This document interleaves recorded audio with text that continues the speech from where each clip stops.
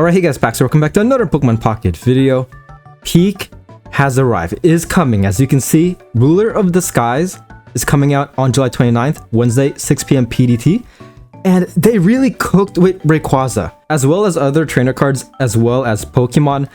This is very hype. So in this video, I'll play the trailer in its entirety and then go over each card revealed one by one. So here we go.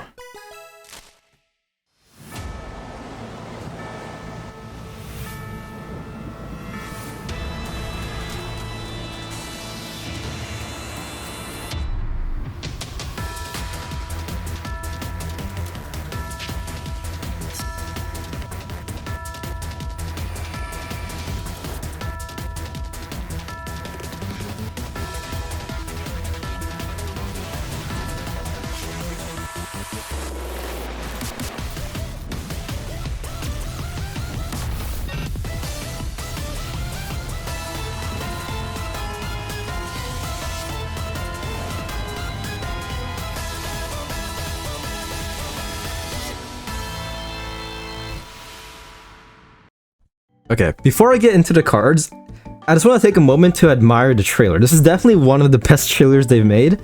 Just the music, the whole build-up, like, this sent me shivers, man. When I saw Mega Rayquaza just coming out from the fog, just gives me shivers. But yeah, a lot of good, possibly meta-changing cards were revealed.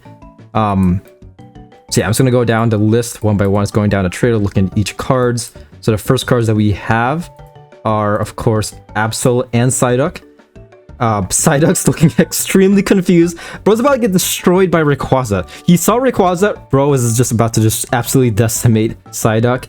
But yeah, HP 60, basic, Migraine, does 10 damage. Flip coin of heads, your opponent's active Pokemon is not confused. Tails, this Pokemon's not confused. Okay, very lore accurate to Psyduck. Absol, HP 70, basic, Enhanced Blade, does 20 base damage. If this Pokemon has a Poketool attached, does 30 more damage. So very similar to Non-EX Skarmory. Basically the darkness version of that. And again, Mega Rayquaza looking very menacing. Next two cards we have are Swanna EX and Skyla. So Swanna HP 150, stage 1. Jetwing requires 3 colorless energy, does 140. During your next turn, this Pokemon can attack. And then looking at Skyla, switch one of your active stage 1 Pokemon with one of your bench. So very specific. Once again, a stage 1 buff. In this trailer, there's also a stage 2 buff, which we'll go over later on. It'll definitely help in specific scenarios, most likely not in, like, really depends on the energy archetype. Like for Psychic, most likely not going to benefit whatsoever because of Picture Plaza, but I can definitely see this helping out a bit. Next two cards, we have Wally and Mega Gallade EX. Wally, take a colorless energy from your energy zone and attach it to one of your stage 2 Pokemon. And speaking of stage 2, we got Mega Gallade EX, HP 220, stage 2. Has 1 attack, Resonating Blade, requires 3 energy, 1 fighting, 2 colorless. Does 100 base damage. If you played a supporter card from your hand during this turn, this attack does 50 more damage. So essentially the EX version, stage 2 Mega EX version of Silvally, non-EX Silvally. Keep in mind Silvally does a max of 100, base of 50. This guy can do a max of 150, so that's pretty interesting. And with Wally helps with ramp, of course, so your second turn going second, you can theoretically attack with Mega Gallade doing 150. A bit more as well if you pair that with Arena of Antiquity and your opponent's active is an EX. Genesect, HP 100 basic. Technoblast, the 70 base damage, requires 2 metal type energy. During your next turn, this Pokemon can attack. I mean, this is somewhat notable since it can one-shot or Choreo, but we'll see how meta-prominent meta will be. Because for the last 2 to 3 months, I feel like it hasn't really seen much play. Aside from Mega Caesar. Okay, so we got Dragonair, HP 80, stage 1.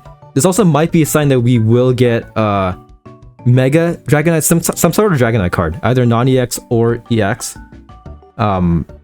Dragon's Blessing. Once during your turn, if this Pokemon is on your bench, you may attach an energy from your discard pile to your active darkness or dragon. I'm losing it right now.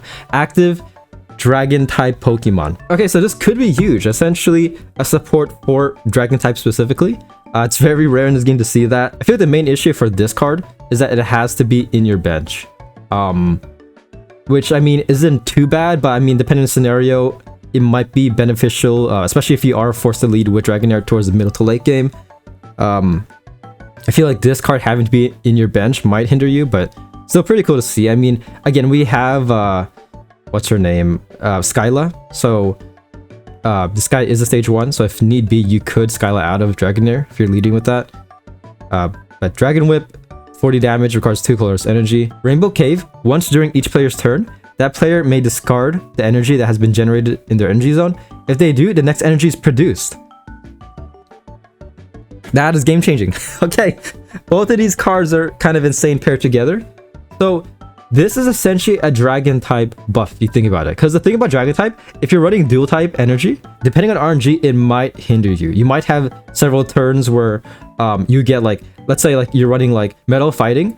For several turns, you just unfortunately get metal type energy. You just can't get a fighting type energy. So Rainbow Cave helps with consistency while also synergizing perfectly well with Dragonair, because of course you are discarding an energy. Kind of insane. Also, thinking about Rainbow Cave, it might have some decent synergy with Flame Patch as well. So yeah, this is actually kind of insane. Once again, I'm loving all these dragon type buffs. I'm all for it. But it's not over yet. We're like halfway there. Next card, Mega Metagross. Look at this guy. Okay, speaking of metal type, it might be back in the map. HP 230. I'm getting a cramp on my leg. Holy fuck.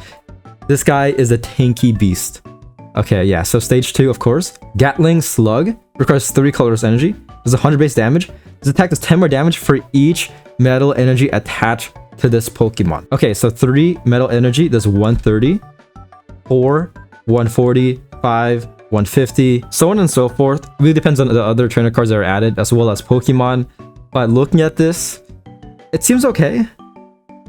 I mean, build-up is going to be kind of insane. Like, if you want to do like something like 180, this guy has to be fed 8 energy to do 180 damage, 150, 5 energy. We got Wally as well to help with energy ramp, but keep in mind, this guy gets more powerful with the more metal type energy attached. So attaching colorless, sure, you can attack much faster, but doesn't really help too much with damage. Nevertheless, it's very cool to see Mega Metagross, one of the most hyped Pokemon from Gen 3, so I'm all for it. Here we go.